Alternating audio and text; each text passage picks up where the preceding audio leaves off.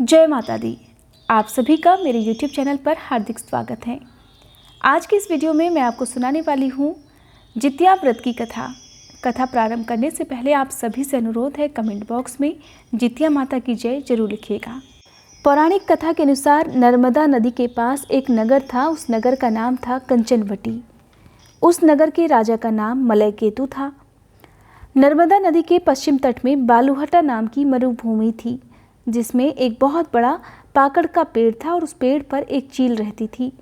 ठीक उसी पेड़ के नीचे एक सियारिन भी रहती थी। दोनों बड़ी पक्की सहेलियां थीं।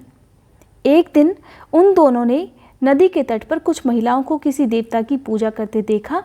तब उन्हें पता चला कि वे सब औरतें जितिया व्रत कर रही हैं।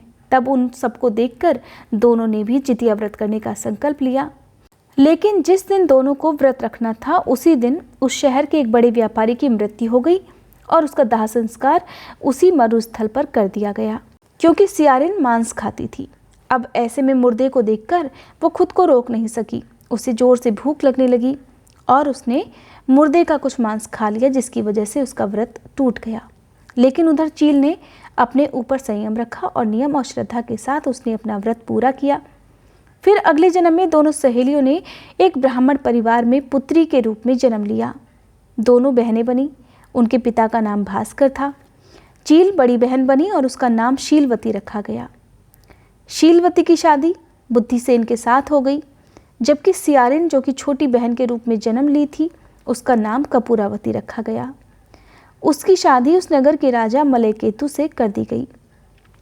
अब कपूरावती कंचनवटी नगर की रानी बन गई। भगवान जीवमुतवाहन के आशीर्वाद से शीलवती के 7 बेटे हुए, पर कपूरवती के जो भी बच्चे होते वो जन्म लेते ही मर जाते थे। कुछ समय के बाद जब शीलवती के 7 बेटे बड़े हो गए, तब वे राज दरबार में सहयोग भी करने लगे। बड़ी बहन के बच्चों को जीवित देखकर छोटी बहन उन बच्चों से ईर्ष्या रखने लगी। उसके मन में ईर्ष्या की भावना आ गई। अब उसने एक दिन अपने राजा से कहकर उन सभी बेटों के सिर काट डाले। उन्हें 7 नए बर्तन मंगवाकर उसमें रख दिया गया। लाल कपड़े से ढककर शीलवती के पास भिजवा दिया गया। ये देखकर भगवान जीवमुतवाहन ने मिट्टी से 7 भाइयों के सिर बनाए और सभी के सिरों को उनके धड़ से जोड़कर उन पर अमृत छिड़क दिया, जिससे उन सब में जान आ गई।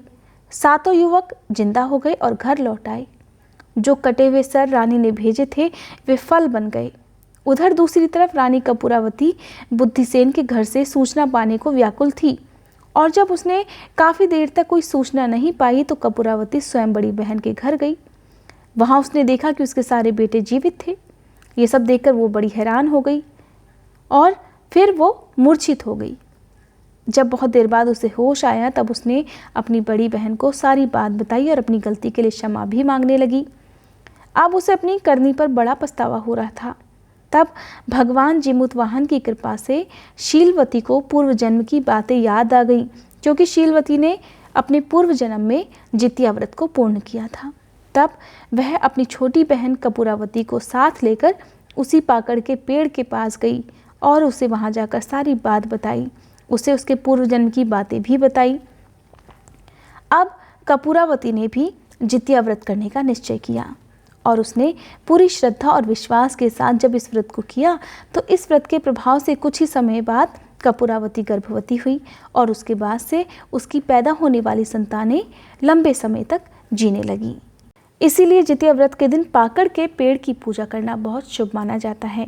साथ ही कहा जाता है, जितिया व्रत करने वाली महिलाओं को आज के दिन श्रद्धा और विश्वास के साथ इस कथा को भी जरूर सुनना चाहिए।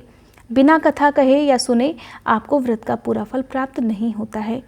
ये थी आज की वीडियो। उम्मीद करती हूँ ये जानकारी आपको पसंद आई होगी। अगर आज की ये कथा आपको पसंद आई हो तो वीडियो को लाइक करने के साथ साथ मेरे चैनल को सब्सक्राइब करके बेल आइकन प्रेस करना मत भूलिएगा।